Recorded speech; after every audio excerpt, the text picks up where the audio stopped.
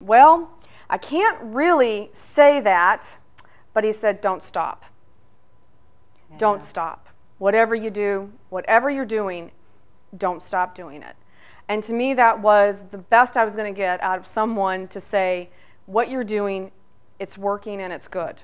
My body had naturally encapsulated a potential cancer in my body and sealed it off and was going to make sure it was not going to spread to the rest of my body. So I was greatly impressed, and so again, I think I've made several phone calls to you for healing and everything. So let's say someone has an ailment, or they just don't feel good. They come to you.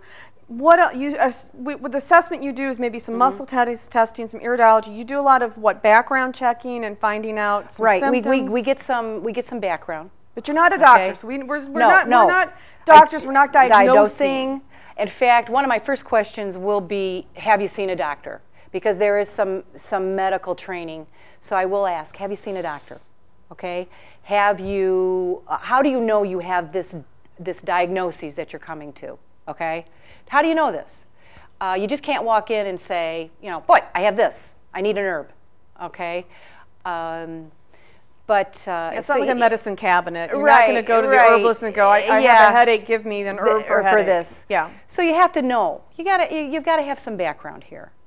And then we'll go from there. Well, what do you want to do about it? How fast, what do you do? How do you live? What's your stress level? Can you relax? What's your job like? There's a lot. There's a lot in a visit. But you will actually come away. Oh, another thing that I really like to find out is your blood type.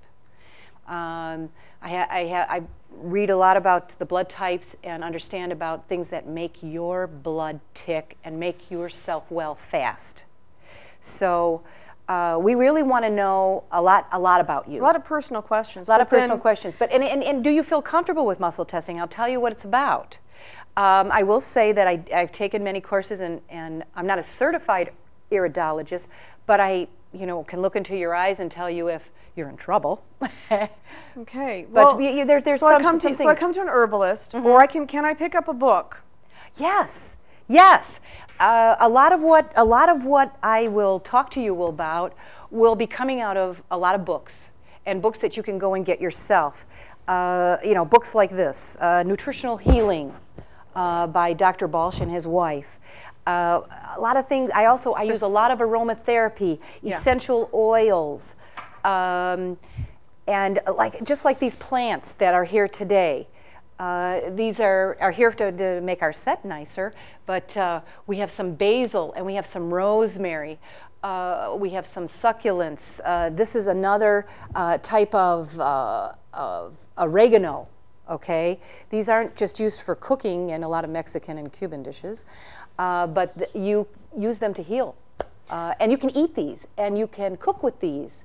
And these are things that you could come to me, and I'd say, on top of going for some relaxation techniques, or going and making your, just getting a lot of stress out of your life, let's talk about the use of plant material.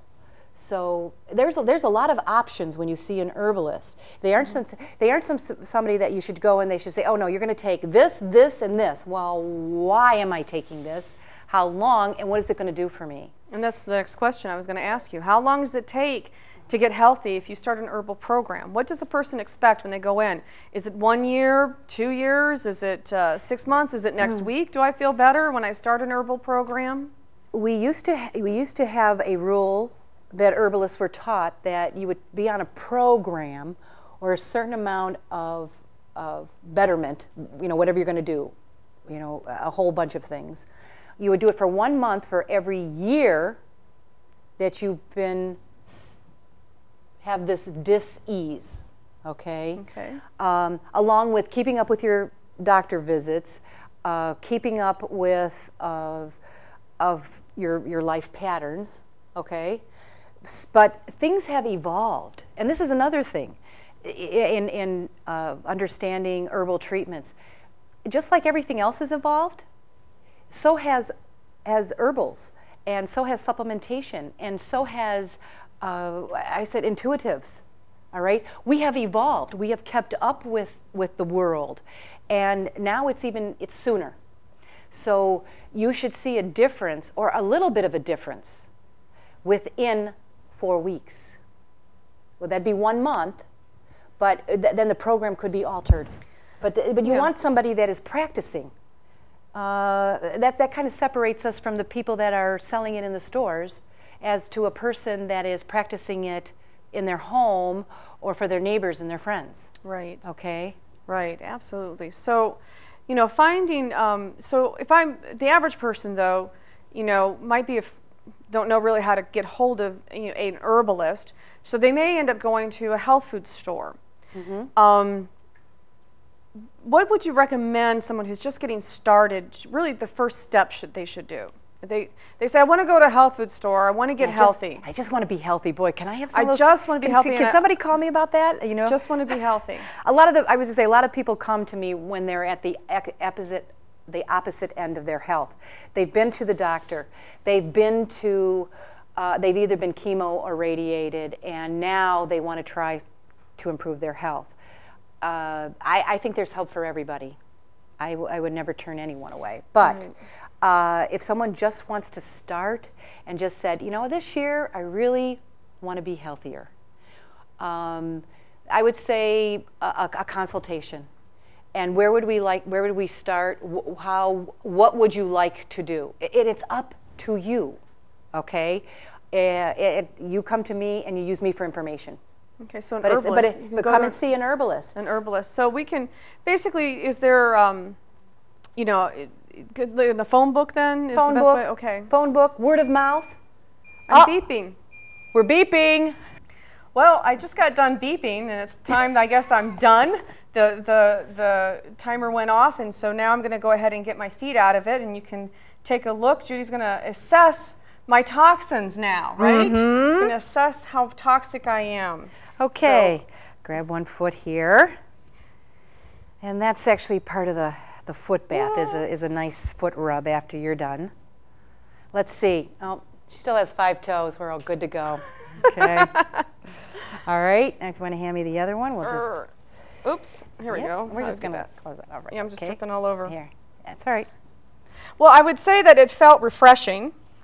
I didn't feel anything electrical, or it didn't feel any weird sensations at all. I still feel very conscious. I didn't go unconscious. I didn't lose anything here. It seems like I feel pretty good, actually. Really?